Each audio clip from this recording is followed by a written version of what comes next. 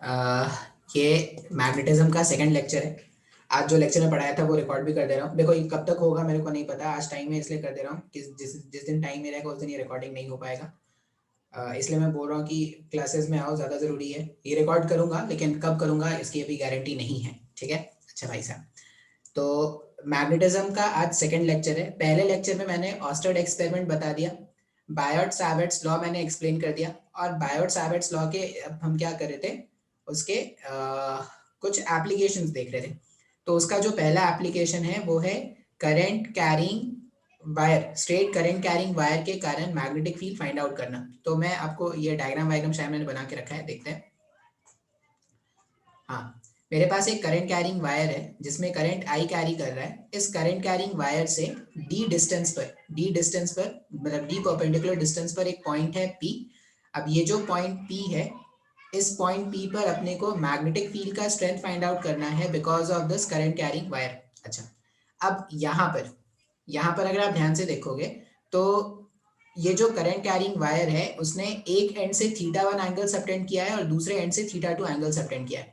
अच्छा, θ1 का sense of rotation इस तरह से और θ2 का sense of rotation just opposite है, ये बात आपको याद रखना है। अब इसके पहले वाले लेक्चर में मैंने ये फॉर्मूला डिराइव करके बताया था कि अगर इस तरह का करंट कैरिंग वायर है तो पॉइंट पी पर जो मैग्नेटिक फील्ड का स्ट्रेंथ होगा वो होगा μ0 I divided by 4 pi d sin θ1 plus sin θ2। ये फॉर्मूला आपको क्या करना है, याद रखना है। अच्छा, यूजिंग दिस फॉर्मूला हम क्या कर सकते हैं, P पर जो मैग्नेटिक फील्ड होगा उसका स्ट्रेंथ हम क्या कर सकते हैं, फाइंड कर सकते हैं। अब अपने को क्या करना है, मैग्नेटिक फील्ड का डायरेक्शन भी फाइंड आउट करना है। Because of this current carrying wire P point पर मैग्नेटिक फील्ड का जो डायरेक्शन होगा वो फाइंड करना है। तो या तो आप डीएल क्रॉस आर कर सकते हो। डीएल क्रॉस आर का मतलब क्या हो जाएगा, आप क्या करना, अपने राइट हैंड के थंब को अपने राइट हैंड के पाम को डीएल करंट के डायरेक्शन के अलॉन्ग अलाइन करना, और कर्लिंग फिंगर्स जो होंगे उसको आर वेक्टर की तरफ कर्ल कर देना। अब आर वेक्टर क्या है, करंट एलिमेंट से पॉइंट पी को ज्वाइन करने वाला जो लाइन होगा वही मेरा आर वेक्टर है। तो डीएल क्रॉस आर करके देखोगे ना तो पी पॉइंट पर फील्ड का जो डायरेक्शन आएगा वो अंदर की तरफ आ जाएगा। अंदर की तरफ आ जाएगा मतलब पी पॉइंट पर फील्ड का डायरेक्शन हम क्या करेंगे, क्रॉस बना देंगे। ये तरीका है एक फाइंड आउट करने का। मैग्नेटिक फील्ड का डायरेक्शन फाइंड करने का for straight current carrying wire एक और तरीका है। एक और तरीका क्या है, आप क्या करो, अपने राइट हैंड के थंब को आप करंट के डायरेक्शन में अलाइन कर दो। जो भी आपका राइट हैंड है, राइट हैंड के थंब को करंट के डायरेक्शन में अलाइन कर दो, और वो जो करंट कैरिंग स्ट्रेट कंडक्टर है उसको ग्रैब करने की कोशिश करो। तो जब उसको ग्रैब करना चाहोगे ना, ये डायग्राम तुमको दिख रहा होगा, उसको जब ग्रैब करना चाहोगे तो तुम पॉइंट पी से अंदर जाओगे ग्रैब करने के लिए। मान लो ये ऐसा ऐसा करंट कैरिंग वायर है, तो आप पॉइंट पी से ऐसे अंदर जाओगे और इधर कहीं से बाहर आओगे। मान लो यहाँ कहीं पे कोई पॉइंट है, पॉइंट क्यू। तो अगर आपको उस करंट कैरिंग वायर को राइट हैंड से ग्रैब करना है तो हमने क्या किया, थंब को हमने रख दिया करंट के डायरेक्शन में, पी पॉइंट से अंदर ग्रैब करेंगे, मतलब पी पॉइंट से अंदर जाएंगे और क्यू पॉइंट से बाहर आने वाले हैं। तो पी पॉइंट पर फील्ड का डायरेक्शन क्या हो जाएगा, पी पॉइंट पर फील्ड का डायरेक्शन हो जाएगा क्रॉस, और क्यू पॉइंट पर फील्ड का डायरेक्शन हो जाएगा डॉट। बात समझ में आ रहा है क्या? तो इस तरह से हम क्या करेंगे, फील्ड का डायरेक्शन फाइंड आउट कर सकते हैं using right hand thumb rule. या तो आप डीएल क्रॉस आर यूज कर लो। डीएल क्रॉस आर में आपको क्या करना पड़ेगा, करंट के डायरेक्शन में राइट हैंड के पाम को रख दो, और ये कर्लिंग फिंगर्स जो है वो आर वेक्टर की तरफ अलाइन होने चाहिए। तो जिस तरफ थंब पॉइंट करता है वो क्या होता है, फील्ड का डायरेक्शन हो जाता है। या तो ये यूज कर सकते हैं या राइट हैंड थंब रूल जो हमने अभी बताया वो यूज कर सकते हैं। अच्छा, अब मान लो ये जो हमने फॉर्मूला सीखा है, इस पे अगर मान लो कुछ क्वेश्चन सॉल्व करना है, तो मैं एक सिंपल क्वेश्चन से स्टार्ट करता हूँ। सिंपल क्वेश्चन कैसा है, मान लीजिए हमारे पास एक इस तरह का, मैं थोड़ा क्वेश्चन पॉज करके क्वेश्चन लिख लूँ फिर आपको देखो। इस तरह का एक स्क्वायर शेप का हमारे पास करंट कैरिंग कंडक्टर्स है, और सपोज इसमें करंट फ्लो कर रहा है आई। आई इधर गया, आई इधर गया, आई इधर गया, आई इधर गया, ऐसा आ गया, ठीक है।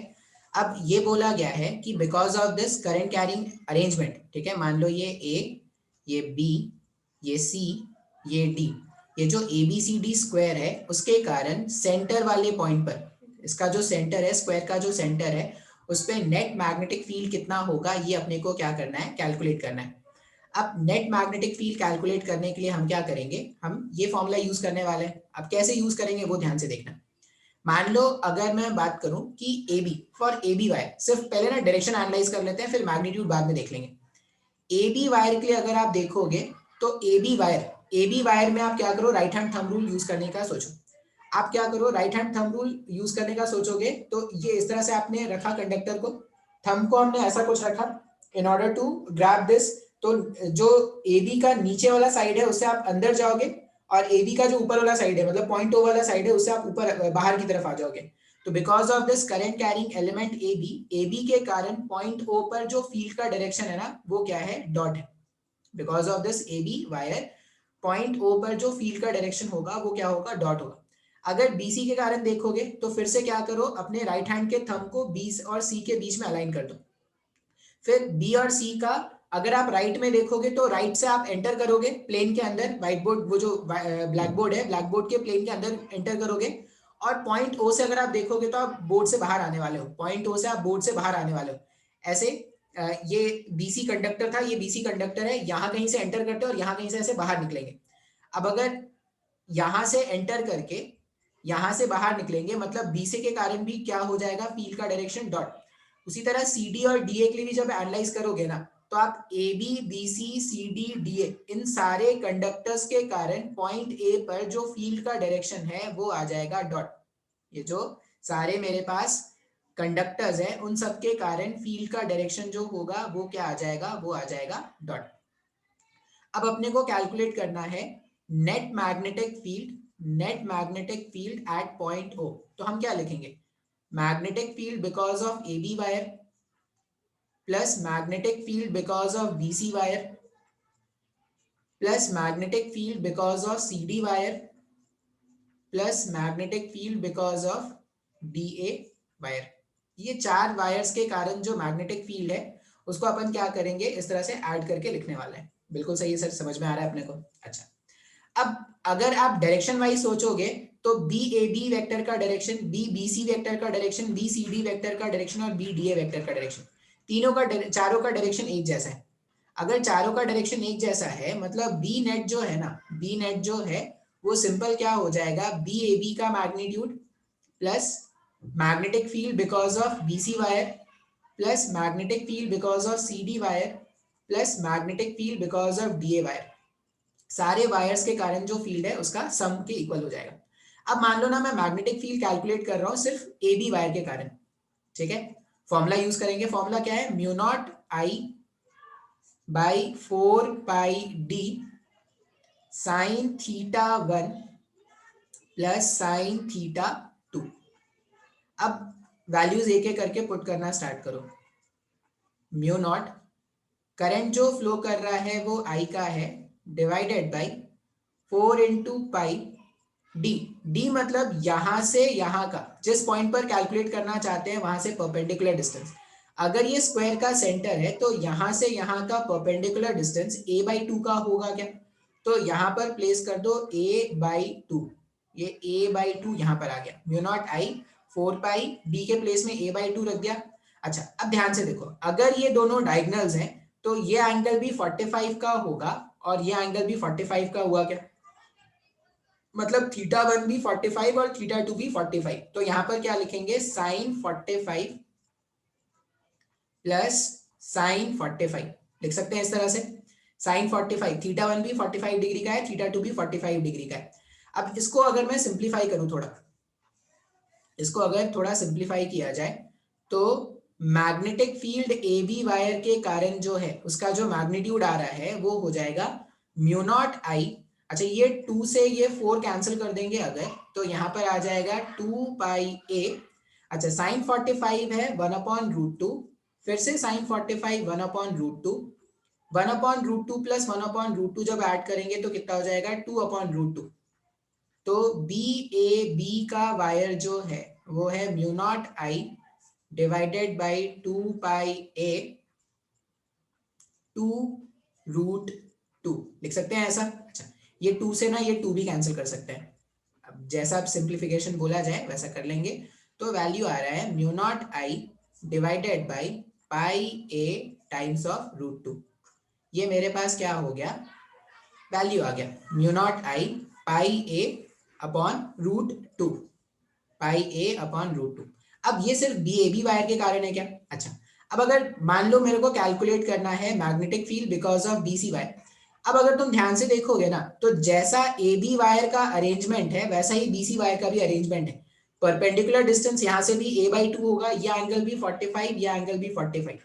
इसका मतलब जो मैग्नेटिक फील्ड का स्ट्रेंथ ए बी वायर के लिए आया था वही मैग्नेटिक फील्ड का स्ट्रेंथ बीसी वायर के लिए भी आएगा, वही सीडी के लिए आएगा, वही डीए के लिए आएगा। तो magnetic field because of BC, magnetic field because of CD और magnetic field because of DA, इन सब का वैल्यू जो है वो magnetic field because of A B wire के इक्वल आ जाएगा।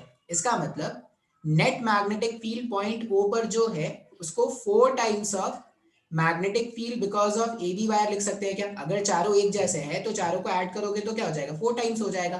तो सेंटर पर नेट मैग्नेटिक फील्ड का वैल्यू कितना आ जाएगा? 4 mu naught I divided by pi into a root 2। ये सेंटर पर मैग्नेटिक फील्ड फाइंड करने का फॉर्मूला है, जो हम फॉर्मूला नहीं है, क्वेश्चन था जिसमें हमने क्या किया, सेंटर पर नेट मैग्नेटिक फील्ड का वैल्यू फाइंड आउट किया है। बात समझ में आया क्या? आसान था ना? बिल्कुल। अच्छा, इसी में थोड़ा और अच्छा क्वेश्चन भी सॉल्व कर सकते हैं। मान लो मैं बोलूं कि फिर से मैं थोड़ा डायग्राम बना लेता हूं फिर वापस आता हूं।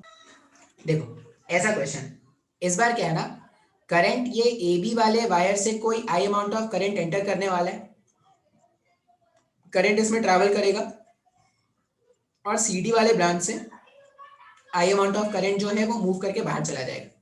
अब क्वेश्चन में पूछा गया है find net magnetic field at point O, find net magnetic field, net magnetic field at point ओ।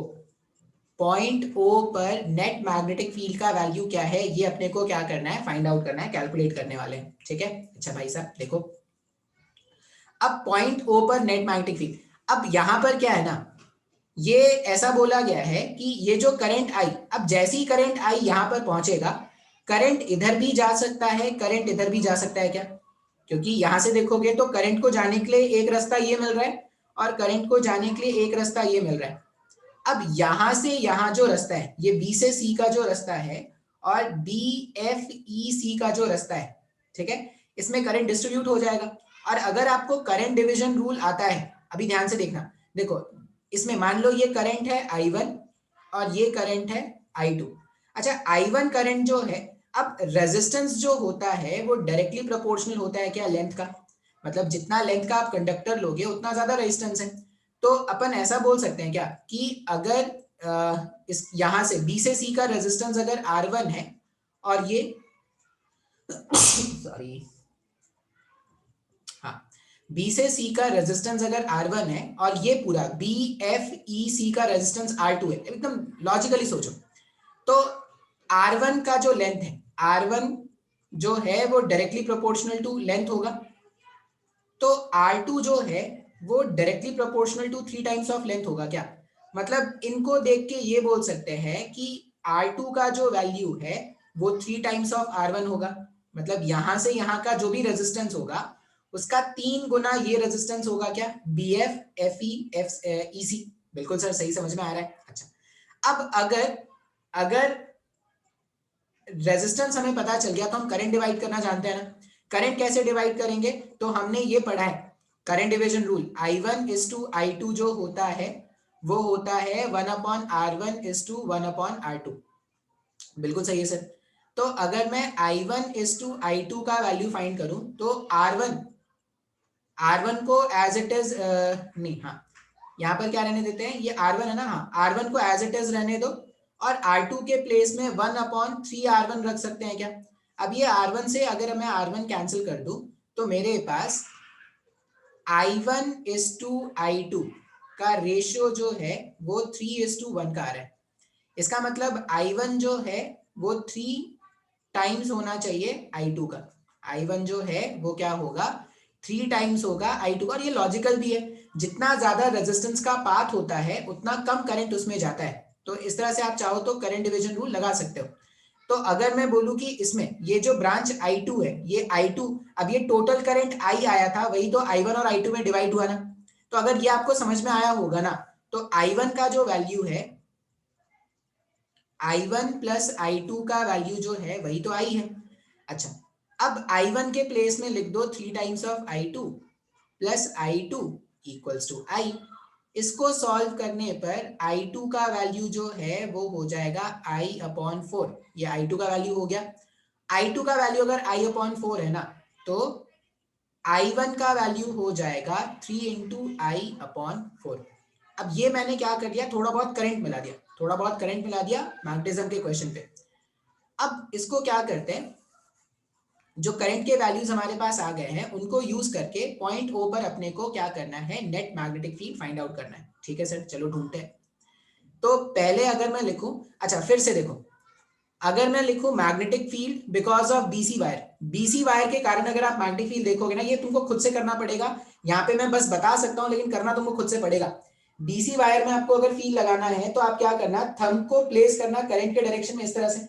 जब आप थंब को प्लेस करोगे ना, तो बीसी के जस्ट नीचे से आप प्लेन में एंटर करने वाले हो और बीसी के जस्ट ऊपर से आप प्लेन से बाहर निकलने वाले हो। मतलब बीसी के जस्ट नीचे यहाँ पर फील्ड का डायरेक्शन क्रॉस होता है, यहां से एंटर करेंगे और यहां से क्या हो जाएंगे, यहां से बाहर निकलने वाले, तो यहां से डॉट आ जाएगा। बात समझ में आ रहा है? मतलब magnetic field because of BC wire का जो डायरेक्शन है, सिर्फ डायरेक्शन है, ये जो डायरेक्शन है वो क्या है, डॉट है। डॉट का मतलब प्लेन के बाहर आ रहा है पॉइंट ओ पर। अच्छा, अब बी एफ वायर के कारण अगर सोचोगे तो देखो, बी एफ वायर के अलॉन्ग मैंने, ये बी एफ वायर था, बी एफ के अलॉन्ग मैंने अपने राइट हैंड के पाम को रख दिया। अब ये जो फिंगर्स कर्ल करेंगे तो ओ में एंटर करेंगे और left of B F wire से बाहर जाएंगे। मतलब because of B F wire यहाँ पर जो फील्ड है वो क्या है, क्रॉस की तरफ है। एफ ई के कारण भी क्या होगा, क्रॉस होगा। और ईसी के कारण भी क्या होगा, क्रॉस होगा। क्यों, करंट इस तरफ है, करंट इस तरफ है। तो magnetic field because of B F, magnetic field because of F E and magnetic field because of E C का डायरेक्शन क्रॉस होगा। क्रॉस मतलब पॉइंट ओ पर वो क्या कर रहे हैं, अंदर की तरफ एंटर कर रहे हैं। इसका मतलब अगर एक वैल्यू पॉजिटिव है तो दूसरा वैल्यू ऑटोमेटिकली नेगेटिव होना चाहिए क्या? तो मैंने ना आपको सिर्फ अभी डायरेक्शन का खेल खेलना सिखा दिया है कि डायरेक्शन से अपने को ये समझ में आ गया कि कुछ डायरेक्शन अंदर की तरफ है और कुछ डायरेक्शन जो है वो बाहर की तरफ है। ठीक है, अब इनके कारण ना फील्ड का स्ट्रेंथ कैलकुलेट कर लेते हैं। मान लो मैं बीसी वायर के कारण कैलकुलेट करूं, magnetic field because of BC wire, तो फॉर्मूला क्या है, म्यू नॉट आई कितना फ्लो कर रहा है यहाँ पर, आई वन का वैल्यू कितना आया था, आई वन का वैल्यू आया था आई upon, sorry 3 I upon 4, mu naught I upon 4 pi D. तो 4 पाई डी का वैल्यू अभी भी a/2 है क्या, तो यहाँ पे रख दिया a और ये 2 को ऊपर भेज देते हैं। Sign theta 1 plus sine theta 2, देखो यहाँ पर भी 45 है, यहाँ पर भी 45 अभी बताया था। तो साइन 45 प्लस साइन 45 सॉल्व करने पे पूरा √2 आता है। ये मैंने इससे पहले भी कैलकुलेट करके बताया था, ये पूरा √2 आएगा। तो magnetic field at point O because of BC wire का वैल्यू ऐसा आ रहा है। क्या आ रहा है, इसको थोड़ा अच्छे से लिख सकते हैं, तो इस तरह से लिख लो, 6√2 भी है, 6√2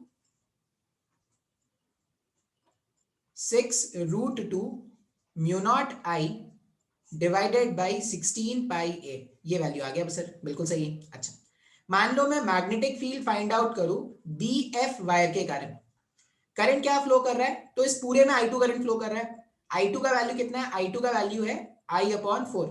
तो म्यू नॉट आई के प्लेस में I upon 4 upon 4 pi D.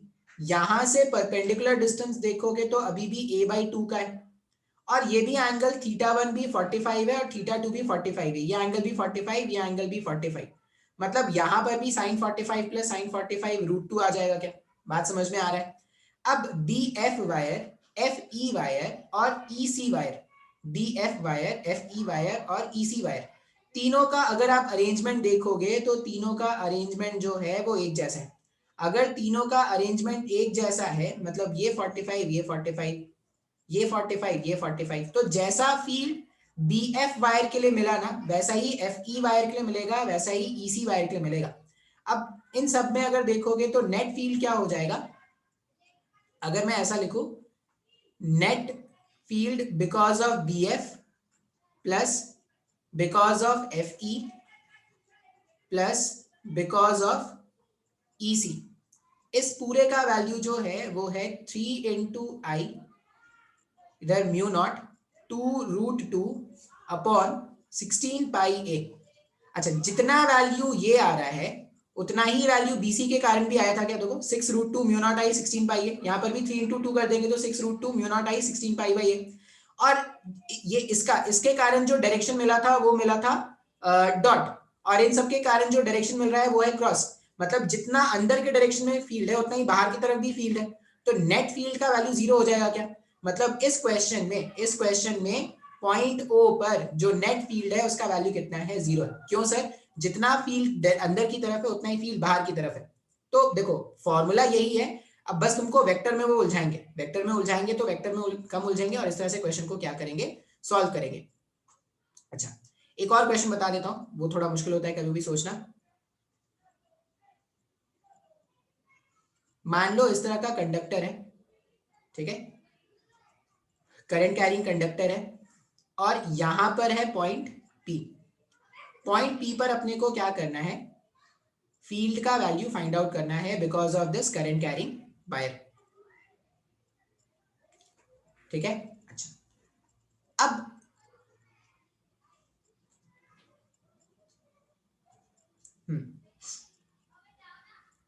और ना एंगल्स दे दिया गया है, ये एंगल मान लो दे दिया गया है 37 डिग्री का, और ये एंगल दे दिया गया है 53 डिग्री का।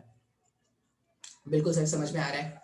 मान लो करंट जो है वो 10 एम्पीयर का करंट फ्लो कर रहा है, और आपसे पूछा गया है because of this current carrying wire, यहाँ से ये मान लो ये B है और ये A है, तो P से B का लेंथ जो है वो बताया गया है 10 मीटर्स का। मतलब यहाँ से यहाँ का लेंथ जो है वो कितना बताया गया है? 10 मीटर्स का बताया गया है। अब क्वेश्चन में पूछा गया है find net magnetic field at point P। Find net magnetic field at point P। Point P पर नेट मैग्नेटिक फील्ड का वैल्यू अपने को क्या करना है? फाइंड आउट करना है, ठीक है सर, बिल्कुल सही। अब अगर तुम फॉर्मूला देखोगे ना, तो स्ट्रेट करंट कैरिंग वायर के कारण फील्ड कैलकुलेट करने का फॉर्मूला जो है वो है mu naught I divided by 4 pi D sine theta 1 plus sine theta 2। ये फॉर्मूला है क्या? Sign theta 1 plus sine theta 2, ये फॉर्मूला है सर, बिल्कुल सही है सर। अब अगर फील्ड कैलकुलेट करने का ये फॉर्मूला है sign theta 1 plus sine theta 2, तो यहां पर अपन क्या करेंगे? मेरे को 3 चीजें जाननी होती है। एक तो मेरे को डी जानना होता है। डी क्या होता है? डी होता है perpendicular distance from point P to current element, ठीक है, ये डी होता है। और theta 1 and theta 2 are the angles जो पॉइंट P सबटेंड करेगा उसके कॉर्नर्स के साथ, ठीक है। तो अभी ना पूरा खेल डी थीटा 1 और थीटा 2 का है। एक बार अपने को डी थीटा 1 थीटा 2 का वैल्यू मिल जाए ना तो काम अपना आसान हो जाएगा। अब कैसे ढूंढेंगे सर? डी का मतलब हो गया ये डिस्टेंस, यहां से यहां का लेंथ। तो अगर आप ये ट्रायंगल देखोगे ना, मान लो ये मैंने बोल दिया M है, इन ट्रायंगल PBM, PBM जो ट्रायंगल है, ये एंगल अपने को पता है 37 डिग्री का है। तो अगर मैं लिखूं cos 37, अगर मैं लिखूं cos 37, तो cos 37 का वैल्यू क्या हो जाएगा? cos 37 हो जाएगा PM डिवाइडेड बाई PB। अच्छा, PM तो D है ना जो अपन कैलकुलेट कर रहे हैं, तो D को अपन क्या लिख सकते हैं? D को लिख सकते हैं PB cos 37। तो D का वैल्यू कितना आ जाएगा? PB was 10, cos 37 होता है 4, cos 37 क्या होता है? cos 37 होता है cos 37 37 के ऑपोजिट 3, 4/5। तो D का वैल्यू कितना हो जाएगा? D का वैल्यू हो जाएगा 8 मीटर्स का। मतलब ये जो परपेंडिकुलर डिस्टेंस है ना यहां से यहां, इसका वैल्यू कितना हो गया? 8 मीटर्स का हो गया, ठीक है सर, चलो समझ में आ गया। अब अपने को फाइंड आउट करना है थीटा 1 और थीटा 2, क्योंकि जब तक थीटा 1 और थीटा 2 नहीं मिलेगा हम कैलकुलेशन में आगे नहीं बढ़ सकते। अब थीटा 1 और थीटा 2 कैसे मिलता था? तो एंगल्स ढूंढते थे। मान लो अब अगर आपको डेरिवेशन याद हो ना, तो हमेशा क्या करते थे? परपेंडिकुलर से घूमना स्टार्ट करते थे, और थीटा 1 के लिए और थीटा 2 के लिए घूमने का सेंस अलग अलग होता था। मान लो यहां से मैंने घूमना स्टार्ट किया, घुमा घुमा घुमा घुमा घुमा यहां पे, तो थीटा वन तो अपने को 53 डिग्री का मिल जा रहा है, थीटा वन तो अपने को 53 डिग्री का मिल जा रहा है। अब अगर मैंने थीटा वन के लिए इस सेंस में घूमा है, तो थीटा टू के लिए मेरे को ऑपोजिट सेंस में घूमना पड़ेगा। यहां से घूमना स्टार्ट करेंगे, घूमना स्टार्ट करेंगे, कुछ मिल ही नहीं रहा है, मिल ही नहीं रहा है, मिल ही नहीं रहा है। यहां पे रुकेंगे क्या? नहीं, ये तो पहले ही कंसिडर कर चुके हैं, ये वाला एलिमेंट तक आपको आना पड़ेगा। तो अगर आप ध्यान से देखोगे तो कितना रोटेट करना पड़ रहा है, ये 37 डिग्री था ना, तो थीटा टू जो है वो एक्चुअल में 2 पाई माइनस 37 डिग्री का है। थीटा टू कितना है एक्चुअल में? 2 पाई माइनस 37 डिग्री का है। अब या तो आप इसको 2 पाई माइनस 37 लिख दो, या थीटा टू को ना आप ऐसा देखो, मेरे को घूमना ऐसे था, लेकिन मैं ऐसा घूम के अगर लिखूंगा तो एंगल नेगेटिव के साथ क्या लिख सकते हैं? माइनस 37 डिग्री लिख सकते हैं। आप या तो थीटा टू को ये लिख लो या थीटा टू को माइनस 37 लिख लो, दोनों ही केसेस में आपका आंसर आएगा। ठीक है, तो अब क्या करते हैं, अब फॉर्मूला लगाने के लिए हम रेडी, क्योंकि फॉर्मूला में जो जो चाहिए था अपने को, जो भी डेटाज अपने को चाहिए, वो फॉर्मूलाज में अब मेरे पास अवेलेबल है। ठीक है, तो बी का वैल्यू हो जाएगा म्यू नॉट, आई कितना फ्लो कर रहा है? 10 एम्पियर का, बाई 4 पाई। अच्छा, ये म्यू नॉट बाई 4 पाई क्या है? म्यू नॉट बाई 4 पाई हमारे पास है 10 टू पावर माइनस 7, तो यहां पर हम प्लेस कर देते हैं 10 टू पावर माइनस 7। आई का वैल्यू कितना है? 10 डिवाइडेड बाई डी, डी का वैल्यू कितना है? यहां से यहां का लेंथ, अब यहां से यहां का लेंथ कितना आ गया हमारे पास? 8 आ गया, डी का वैल्यू 8 था। Sine theta one, sine theta one मतलब sine 53 plus sine theta two, sine theta two मतलब होता है माइनस में 37। अब अगर आपको ट्रिग्नोमेट्री याद हो ना थोड़ा बहुत, तो sine of minus theta, sine of minus theta जो है वो माइनस साइन थीटा के इक्वल है। Sine of minus theta is minus sine theta. अब अगर मैं इसको सिंप्लीफाई करूंगा तो ये कुछ ऐसा हो जाएगा, ये 10 टू पावर माइनस 6 हो गया अपॉन 8, साइन 53 का वैल्यू है 4 अपॉन 5। अब ये माइनस साइन थीटा लिखोगे तो साइन 37 है 3 अपॉन 5। सॉल्व कर लेंगे, जो भी आएगा वो अपना आंसर है। तो इस तरह से हम क्या करेंगे, इस तरह के क्वेश्चन को हैंडल करेंगे। बेसिकली ये जो स्ट्रेट करंट कैरिंग वायर है, उसके कारण अगर आपको फील्ड फाइंड आउट करना है तो आपको क्या करना है, कुछ बातें इंपॉर्टेंट जो है, जो कुछ इंपॉर्टेंट बातें हैं वो है थीटा वन, थीटा टू और डी, ये तीन बातों का आपको ज्ञान होना चाहिए। अगर आप ये तीन बातों को अगर आपने फाइंड आउट कर लिया तो आप क्या करोगे, कोई भी क्वेश्चन को इजीली सॉल्व कर सकते हो।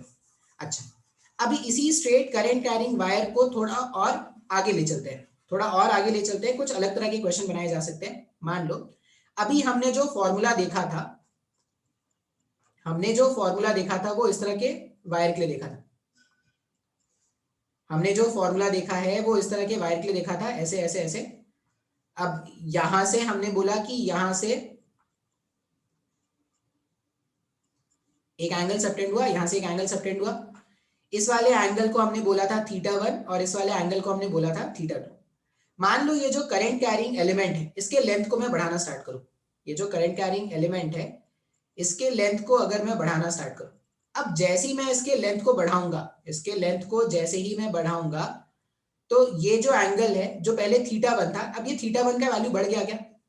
पहले जो एंगल था उससे ज्यादा बड़ा एंगल अब सबटेंड हो रहा है क्या? हाँ सर, बिल्कुल। अच्छा, मान लो मैं इसको बढ़ा बढ़ा के इंफिनिटी कर दूं, तो अगर इसको बढ़ा बढ़ा के इंफिनिटी कर दोगे तो थीटा जो वन जो है वो भी बढ़ बढ़ के क्या हो जाएगा, वो भी 90 के इक्वल हो जाएगा क्या? हाँ सर, हो जाएगा बिल्कुल। उसी तरह वायर को अगर इधर बढ़ाना स्टार्ट कर देंगे तो थीटा टू भी क्या हो जाएगा, 90 हो जाएगा क्या? हाँ सर, बिल्कुल हो जाएगा, समझ में आ रहा है। इसका मतलब अगर मेरे को कोई बोले कि मैग्नेटिक फील्ड फाइंड आउट करना है, मैग्नेटिक फील्ड अपने को फाइंड आउट करना है बिकॉज ऑफ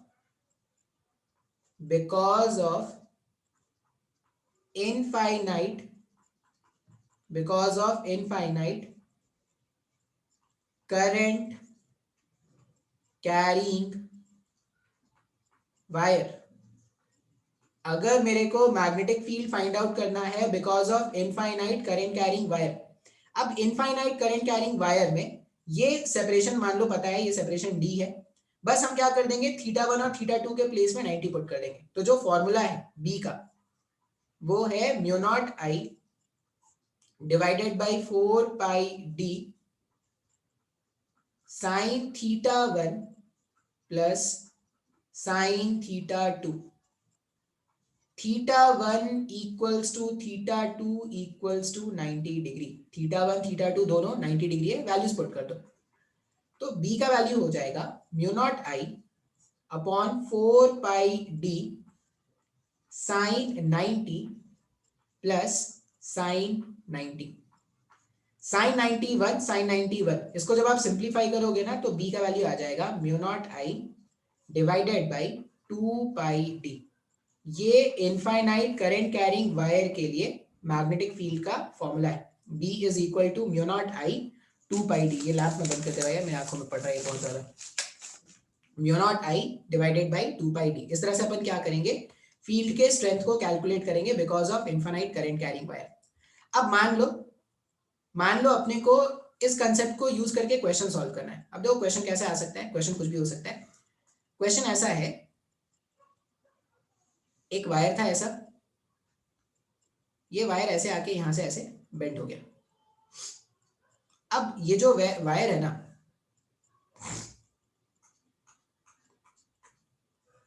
ये जो वायर है ये क्या है, इधर भी इनफाइनाइट है और इधर भी इनफाइनाइट है, ठीक है। और ये जो एंगल है, ये पूरा एंगल कितना है, ये पूरा एंगल है अल्फा। अपने को क्या करना है, फील्ड का स्ट्रेंथ फाइंड आउट करना है, फील्ड का स्ट्रेंथ फाइंड आउट करना है यहां कहीं पर, इसके एंगल बाइसेक्टर पर, इसके एंगल बाइसेक्टर पर आर डिस्टेंस पर एक पॉइंट है पी, जहां पर अपने को क्या करना है, फील्ड का स्ट्रेंथ फाइंड आउट करना है। बात समझ में आ रहा है? हाँ सर। क्वेश्चन में पूछा गया है find magnetic field at point P, find magnetic field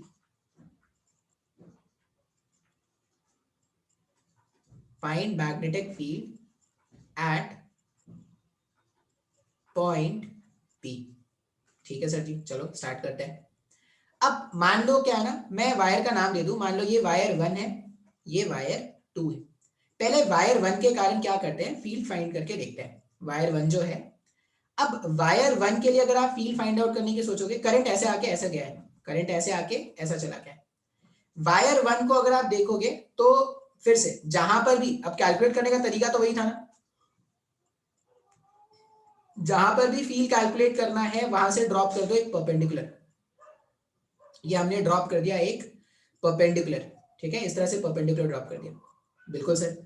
अब यहां से यहां मान लो ये परपेंडिकुलर पीएम है, तो क्वेश्चन में वो जो फॉर्मूला होता है mu naught I upon 4 pi D sine theta 1 sine theta 2, उसमें जो डी है वो तो परपेंडिकुलर डिस्टेंस है ना, तो डी का वैल्यू क्या है, अगर ये पूरा एंगल अल्फा है तो आधा एंगल अल्फा बाई 2 हुआ। अब इस ट्राइंगल में, ये जो ट्राइंगल था उसमें अगर मैं साइन अल्फा लिखूं, अगर ये जो ट्राइंगल है उसमें मैं साइन अल्फा लिखूं, यहां पे लिख रहे हैं sign alpha by 2, sign alpha by 2 लिखूंगा तो पीएम परपेंडिकुलर हो गया और इसका हाइपोटेन्यूज का वैल्यू हो जाएगा आर। तो पीएम जो परपेंडिकुलर डिस्टेंस है, पीएम या डी, पीएम या क्वेश्चन के अकॉर्डिंग जो डी होता है वो हो जाएगा R times of sine alpha divided by 2। ये हमारे पास क्या हो गया, डी का वैल्यू मिल गया, ठीक है। पीएम को हमने यूज करके क्या कर लिया, डी का वैल्यू कैलकुलेट कर लिया। ठीक है सर जी, सही चल रहा है, बिल्कुल सही चल रहा है। अच्छा, अब थीटा 1 और थीटा 2 भी तो कैलकुलेट करना है, थीटा 1 और थीटा 2 भी कैलकुलेट करना है। थीटा 1 अगर देखोगे तो देखो, थीटा 1 तो यहां से इन्फिनाइट है, मतलब थीटा 1 तो 90 डिग्री। थीटा 2 अगर ध्यान से देखोगे ना, देखो ये 90 है, ये अल्फा बाई 2 है, मतलब ये 90 माइनस अल्फा बाई 2 होगा क्या, ये जो एंगल है। थीटा 2 यहां पर हो जाएगा 90 माइनस अल्फा बाई 2। ये सब इंपॉर्टेंट है, ये सब ध्यान से आपको देखना है कि किस तरह से मैं डेटा कलेक्ट कर रहा हूं। अगर आप सही से डेटा नहीं कलेक्ट करोगे तो आप एग्जाम में क्वेश्चन नहीं सॉल्व कर पाओगे। एग्जाम में क्वेश्चन, आप फॉर्मूला देखो, फॉर्मूला कम चाहे ज्यादा याद कर ही लेते हैं बच्चे। फॉर्मूला को सही से अप्लाई करना अगर आप नहीं सीखोगे, सही से डेटाज में नहीं पुट करोगे, तो आप कभी भी क्वेश्चन को सॉल्व नहीं कर सकते।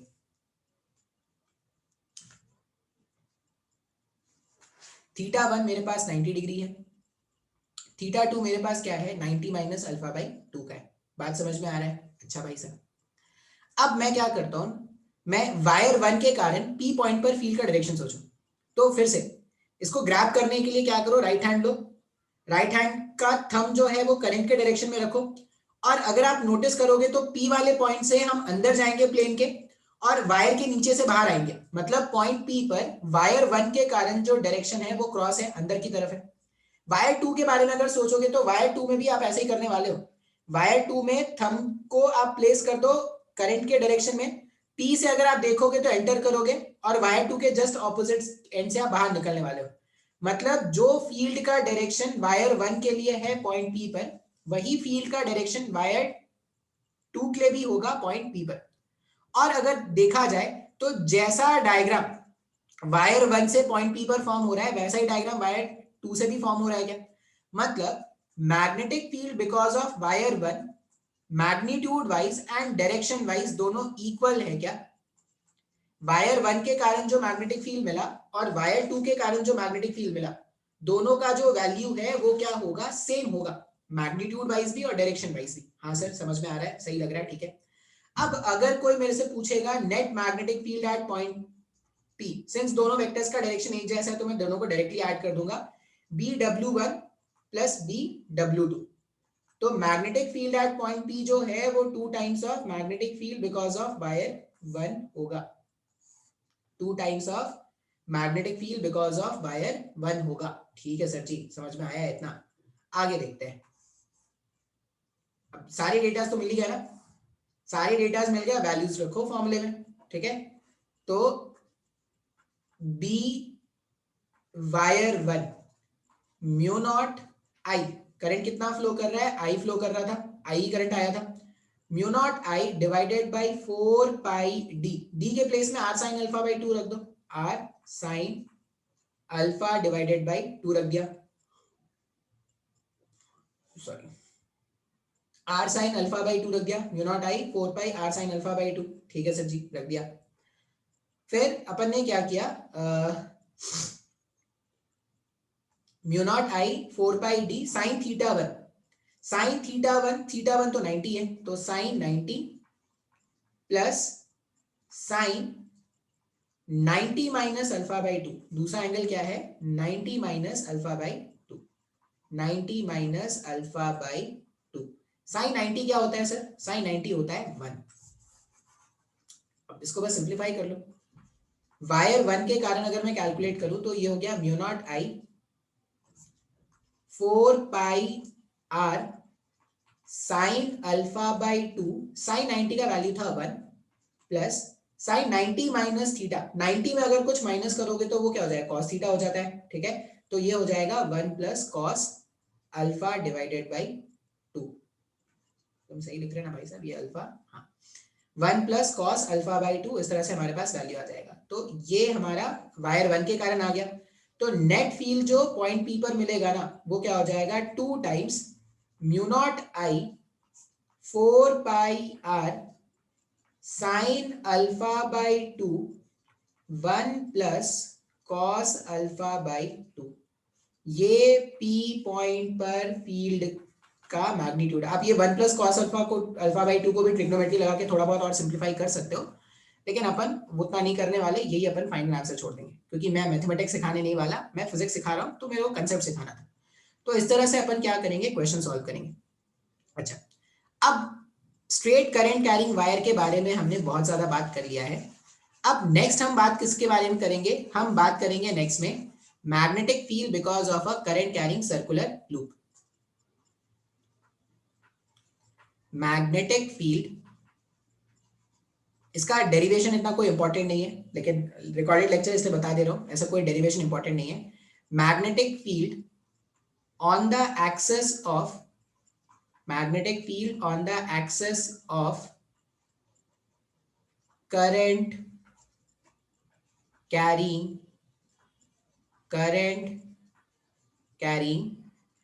magnetic field on the axis of current carrying circular loop, ठीक है। Magnetic field on the axis of current carrying circular loop, current carrying circular loop के एक्सिस में अपने को मैग्नेटिक फील्ड फाइंड आउट करना है। अब ऐसा कुछ ना हमने इलेक्ट्रोस्टैट्स में भी देखा था। इलेक्ट्रोस्टैट्स में एक चार्ज्ड रिंग होता था, उसके कारण उसके एक्सिस पे फील्ड का स्ट्रेंथ कैलकुलेट करते थे। ऐसा कुछ आता था KQX upon R square plus x square का पावर 3/2, ऐसा कुछ फॉर्मूला आता था, इंपॉर्टेंट फॉर्मूला है, याद रखना है। अब क्या है, एक इस तरह का हमारे पास करंट कैरिंग सर्कुलर लूप है, ऐसे इस तरह का क्या है, करंट कैरिंग सर्कुलर लूप है, ठीक है। अच्छा, अब ये जो करंट कैरिंग सर्कुलर लूप है, मान लो उसमें करंट ऐसा कुछ चल रहा है, कितने अमाउंट का, कोई आई अमाउंट का करंट चल रहा है। ये जो करंट कैरिंग सर्कुलर लूप है ना, इसका रेडियस मान लो कितना है, इसका रेडियस जो है वो है r, इसका जो रेडियस है वो कितना है r, ठीक है। इसके सेंटर से, इसके सेंटर से x दूरी पर एक पॉइंट है, पॉइंट P, जहां पर अपने को क्या करना है, फील्ड का स्ट्रेंथ फाइंड आउट करना है। इस करंट कैरिंग सर्कुलर लूप से इसका सेंटर मान लो O होता, तो O से x दूरी पर एक पॉइंट है P, जहां पर अपने को क्या करना है, फील्ड का स्ट्रेंथ फाइंड आउट करना है। ये डेरिवेशन है, ये करना है अपने को। अब ये बायोट-सावर्ट्स लॉ का ये एप्लीकेशन है, डेरिवेशन है, थोड़ा अच्छा खासा डेरिवेशन। अब कैसे करेंगे सर, तो बायोट-सावर्ट्स लॉ तो करंट एलिमेंट के लिए, मतलब यहाँ पर करंट का एक टुकड़ा, एक एलिमेंट का टुकड़ा लेना पड़ेगा अपने को, ठीक है। मैं क्या कर रहा हूं, मैं करंट का एक टुकड़ा यहां पे इमेजिन करने वाला हूं, ऐसा डीएल लेंथ का करंट का एक एलिमेंट मैं यहां पर इमेजिन करने वाला हूं, ठीक है।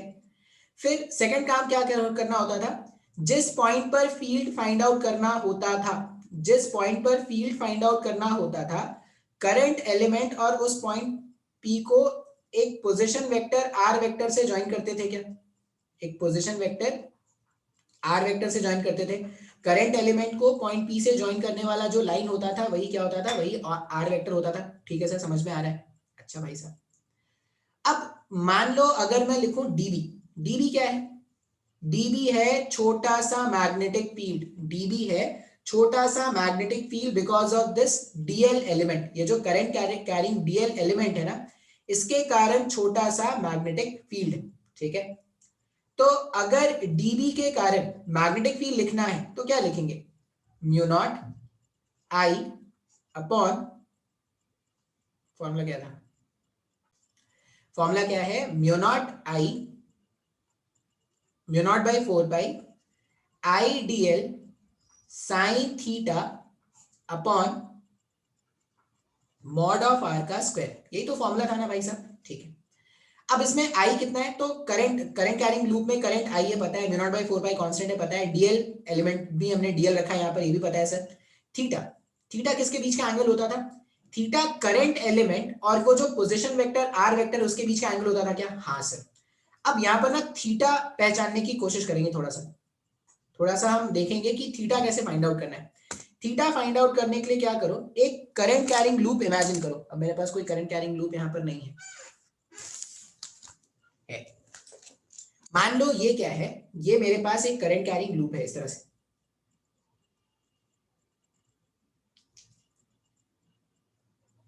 इस तरह का एक करंट कैरिंग लूप है, पता नहीं दिख रहा है कि नहीं, ठीक है। और अपने को क्या करना है, यहां कहीं पर फील्ड कैलकुलेट कर रहे हैं, ये लूप है ना इस तरह से, तो लूप का जो एक्सेस है यहाँ पर, ये जो लूप था, इस लूप का जो एक्सेस होता है यहाँ पर, यहाँ कहीं पर फील्ड कैलकुलेट कर रहे हैं। और उसमें हमने क्या किया है ना, आप ऐसा समझ लो कि ये जो मेरा हैंड है वो भी लूप है, और यहां से एक्सेस में अपने को क्या करना है, फील्ड कैलकुलेट करना है। अब यहां पर करंट एलिमेंट छोटा सा डीएल करंट एलिमेंट लिया है, और यहां कहीं पर पॉइंट पी है, इसको ज्वाइन करने वाला जो लाइन होता था वही आर वेक्टर होता था क्या, थोड़ा मुश्किल होगा इमेजिन करने के लिए, जो लाइव में आए थे शायद उनको समझ में आया था, आप कोशिश करो शायद समझ जाओ। यहां कहीं पर अपन ने डीएल लिया एक छोटा सा, ये जो मेरा जो बीच वाला फिंगर है, इस बीच वाले फिंगर का जो टिप है वो मेरा करंट एलिमेंट है डीएल, मान लो डीएल से पोजीशन वेक्टर को मैंने ज्वाइन किया, जहां पर पॉइंट पी, यहां कहीं पर अपने को पॉइंट पी में कैलकुलेट करना था, यहां से यहां जब मैंने ज्वाइन किया तो ये आर वेक्टर इस तरफ है और डीएल वेक्टर कुछ इस तरह का है, तो डीएल क्रॉस आर अगर करोगे, अगर इसके कारण डीएल क्रॉस, सॉरी वो जो डीएल वेक्टर वो इधर कहीं पर है, ये जो डायरेक्शन मैंने लिया है करंट का, ध्यान से देखो,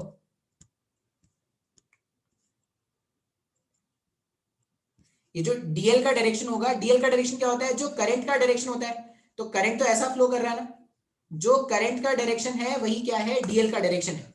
अब एकदम थोड़ा थोड़ा मुश्किल तो हो सकता है एनालाइज करना, तो डीएल करंट उधर चल रहा है, तो ये डीएल का डायरेक्शन हो गया, और ये आर वेक्टर ऐसा हो गया नीचे की तरफ, ऐसा कुछ, यहाँ कहीं पर पॉइंट पी था, यहाँ कहीं पर पॉइंट पी था, इसको ज्वाइन करने वाला लाइन, ऐसा ऐसा कुछ। बात समझ में आ रहा है क्या? डीएल इधर इस तरफ डीएल है और ये आर वेक्टर है। अब इसके परपेंडिकुलर फील्ड होगा क्या? अगर डीएल क्रॉस आर करोगे तो उसके परपेंडिकुलर में ऐसा कुछ फील्ड होगा क्या? देखो राइट हैंड थंब रूल तुमको खुद से सीखना पड़ेगा, मैं सिर्फ बता सकता हूं कि कैसे यूज करना है, अप्लाई करना तुमको खुद से सीखना पड़ेगा। डीएल के डायरेक्शन में खुद से इमेजिन करो, एक ऐसा वायर ले लो जिसमें करंट फ्लो कराना स्टार्ट करो। मान लो करंट ऐसा चल रहा है, ऐसे इधर इधर क्लॉकवाइज, सॉरी हाँ क्लॉकवाइज चल रहा है, इसके कारण यहाँ कहीं पर फील्ड कैलकुलेट कर, तो डीएल उधर चला गया, आर वेक्टर इधर है, तो जब तुम डीएल क्रॉस आर करोगे ना, तो डीएल क्रॉस आर का तुमको डायरेक्शन क्या करेगा, मिल जाएगा। यहाँ तो उल्टा हो गया, करंट का डायरेक्शन मैंने क्या लिया, क्लॉकवाइज लिया, एंटी क्लॉकवाइज लिया है।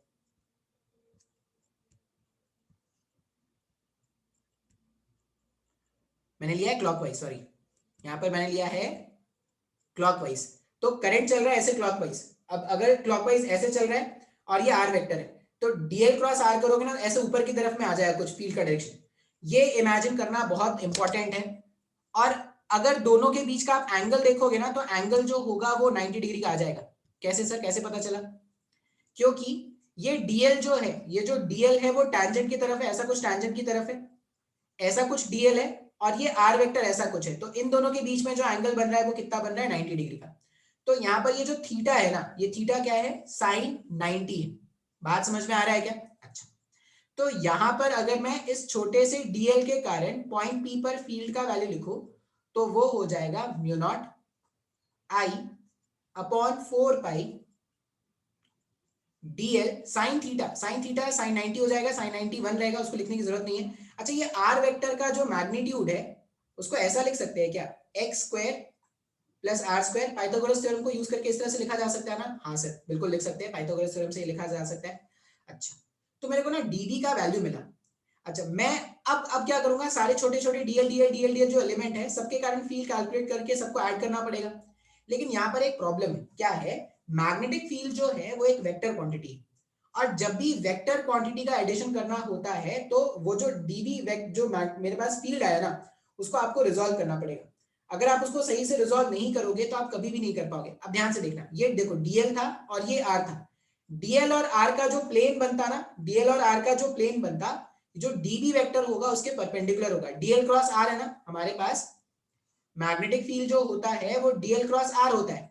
तो जब तुम डीएल क्रॉस आर करोगे ना, तो जो डीएल और आर वेक्टर का परपेंडिकुलर है, डीएल और आर वेक्टर का जो परपेंडिकुलर है, ये डीएल और आर वेक्टर का जो प्लेन है ना, उसके परपेंडिकुलर डायरेक्शन में फील्ड जाएगा। ये आपको इमेजिन करना पड़ेगा, ये प्लेन था, इसके परपेंडिकुलर डायरेक्शन में ऐसा फील्ड जाएगा। अब मान लो ये जो एंगल है, ये एंगल कितना है, अल्फा है।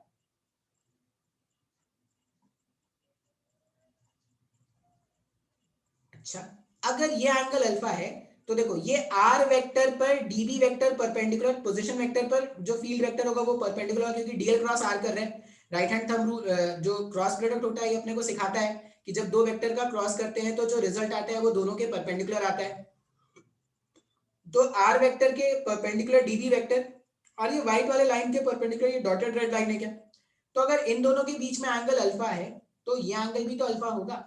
अगर इन दोनों के बीच में एंगल अल्फा, तो ये एंगल भी तो अल्फा ही होगा सर। बिल्कुल सर, समझ में आ रहा है। अच्छा, अब जैसा मैंने करंट का एलिमेंट ऊपर लिया है कहीं पर, वैसा ही मेरे को करंट का एलिमेंट नीचे की साइड में मिल जाएगा क्या?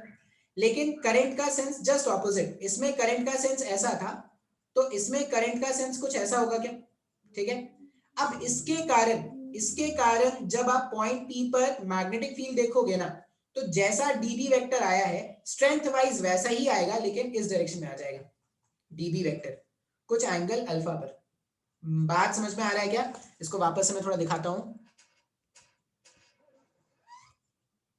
ये यहां पर ऐसा है ना लूप, अब तुम यहां से यहां जाओ, यहां से यहां जाओ, ये से यहां से यहां आओ, यहां से यहां आओ, यहां से यहां आओ, या यहां से यहां आओ, सबसे एक जैसे ही है क्या? तो सबके कारण पॉइंट पी पर जो फील्ड होगा ना, पॉइंट पी पर ऐसे होगा फील्ड लाइन, सबके कारण ऐसे ऐसे हर डायरेक्शन में। जो पॉइंट पी है, पॉइंट पी से फील्ड इधर भी जाएगा, इधर भी जाएगा, इधर भी जाएगा, इधर भी जाएगा, and so on, her direction में जाएगा। तो पॉइंट पी से जो फील्ड जाने वाला है वो कुछ इस तरह का होगा, इधर इधर, मतलब वो 3 डायमेंशन में इस तरह से ऐसे फैल जाएगा, सारे dB dB dB dB dB. अच्छा, अब सारे डीबी डीबी डीबी जब इस डायरेक्शन में फैल जाएंगे तो अपने को डीबी को ऐड करने के लिए इसको रिजॉल्व करना पड़ेगा ऐसे ऐसे ऐसे। तुमको अगर प्रूफ नहीं समझ में आ रहा हो तो छोड़ देना प्रूफ, ठीक है, प्रूफ इतना इंपॉर्टेंट है नहीं, प्रूफ समझ में आए तो ठीक है, नहीं समझ में आए तो फिर सिर्फ एंड रिजल्ट याद रख लेना। अब जब इसको रिजॉल्व करोगे तो इधर आ जाएगा db cos अल्फा और इधर आ जाएगा db sin अल्फा। बिल्कुल सर सही है। उसी तरह मैंने एक और db इसलिए दिखा दिया, इसको जब रिजॉल्व करोगे तो इधर आ जाएगा वापस से db cos अल्फा और इधर हो जाएगा db sin अल्फा। अब तुम सोचो जितने भी db cos अल्फा है, इधर इधर इधर इधर ऐसे ऐसे सब कैंसिल हो जाएंगे, सब db cos अल्फा सब कैंसिल हो जाएंगे। मतलब जो नेट मैग्नेटिक फील्ड, अब ये डायग्राम इतना कॉम्प्लिकेटेड हो गया, यहां से समझ में आने नहीं वाला है, तो एक एक करके ध्यान से पॉज कर करके धीरे धीरे देखना। Magnetic field at point P जो है वो क्या है, इंटीग्रेशन है किसका, dB के साइन कंपोनेंट का। क्यों सर, क्योंकि कॉस कंपोनेंट तो खुद ब खुद क्या हो गया, कैंसिल हो गया। तो अगर P पॉइंट पर मेरे को नेट मैग्नेटिक फील्ड चाहिए, dB का वैल्यू क्या है, तो dB है mu naught I upon 4 pi dl, sine theta तो 1 हो गया भाई साहब, और ये हो गया x square plus R square. अच्छा, साइन अल्फा का वैल्यू मैं इस ट्राइंगल को देख के लिख सकता हूं, ये मान लो ये ट्राइंगल क्या है ओपी और ये पॉइंट मान लो एम। सर्दी हो गई है यार, कल प्रॉब्लम होगा। हाँ, ओपी और एन, ओपी एन ट्राइंगल को देख के अगर आप साइन अल्फा लिखोगे ना तो साइन अल्फा का वैल्यू आ जाएगा R divided by R vector, ये स्मॉल आर वेक्टर। तो जब आप वैल्यू पुट करोगे ना तो इधर पावर आ जाएगा, सॉरी सॉरी यार, एक्सट्रीमली सॉरी, पता नहीं इतना छींक क्यों आ रहा है, पता नहीं कल क्या होगा, कल तो लेक्चर भी है बहुत सारे।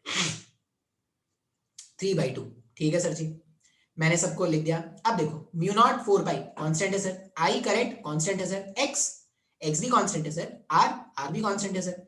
मतलब जब इंटीग्रेशन करने जाएंगे तो कांस्टेंट को तो बाहर निकाल दो, mu naught I upon 4 pi x square plus R square power 3/2, integration के अंदर कौन है सर, सिर्फ डीएल। तो डीएल का इंटीग्रेशन कर दो। अब जितने छोटे छोटे करंट एलिमेंट हमने बनाए थे, DL DL DL DL DL DL DL, सारे करंट एलिमेंट को ऐड कर दोगे तो इस पूरे सर्कल का सर्कमफेरेंस हो जाएगा क्या। तो नेट मैग्नेटिक फील्ड जो पॉइंट पी पर आ रहा है ना वो ऐसा आ रहा है, म्यू नॉट आई 2 पाई, अच्छा यहाँ पर एक आर भी था, ये आर भी था यहाँ पर, ये आर, म्यू नॉट आई, ये आर और इसका आर मिलके आर स्क्वायर हो जाएगा, इधर 4 pi x square plus R square और इसका पावर 3/2, 2 पाई से ये कैंसिल करके ये 2 हो जाएगा क्या। अब इतना जो तामझाम किया है ना, इतना जो तामझाम किया है वो सिर्फ ये फॉर्मूला डिराइव करने के लिए किया था। क्या फॉर्मूला बन के आ रहा है, magnetic field on the axis of the loop, current carrying loop में जो मैग्नेटिक फील्ड आ रहा है वो होता है mu naught I R square divided by 2 x square plus R square to the power 3/2। ये फॉर्मूला अगर तुमको ये डेरिवेशन नहीं भी समझ में आया तो तुमको ये डेरिवेशन छोड़ दो, ये डेरिवेशन नहीं याद रखना है, लेकिन ये डायग्राम और ये फॉर्मूला याद रखना पड़ेगा। Magnetic field at point P, magnetic field at point P का वैल्यू आ रहा है mu naught I R square 2 times of x square plus R square का पावर 3/2। ये बी पॉइंट पर फील्ड का वैल्यू होगा। क्लियर है क्या, हाँ सर अपने को समझ में आ रहा है। अच्छा, अब इसमें क्या करेंगे, फाइंड तो कर लिया लेकिन इसमें ना कुछ और भी चीजें जाननी है। क्या क्या जानना है सर, डेरिवेशन तुमको समझ में आया तो बहुत अच्छी बात है, नहीं समझ में आया तो सिर्फ डेरिवेशन के पीछे मत भागना, डायग्राम देखना और ये याद रखना। अब मान लो मैं बोलूं कि if x equals to 0, x equals to 0 का मतलब क्या होगा भाई साहब इस डायग्राम में, x इक्वल्स टू 0 करने का मतलब एग्जैक्टली सेंटर में आ गया क्या, मतलब इफ x इक्वल्स टू 0, इसको हम ऐसा बोल सकते हैं, मैग्नेटिक फील्ड